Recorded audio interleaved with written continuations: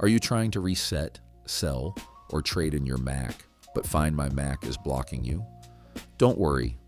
Here's how to turn it off in just a few steps. First, click the Apple logo in the top left corner of your screen, then select System Settings. Inside System Settings, click your name at the top to open your Apple account settings. Now click iCloud. Under Save to iCloud, click See All. From this list, find My Mac and click on it.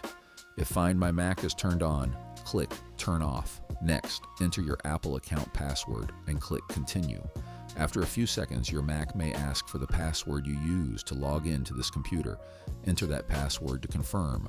Once Find My Mac is turned off, click Done, and then Done again. And that's it. Find My Mac is now turned off. If you tried this and you're still having issues, drop a comment below and we'll try to help. And if you're doing this because you're selling, resetting, or upgrading your Mac, you can check your Mac's value at sellmac.com. Or if you're looking for a quality refurbished Mac, visit Techable.com.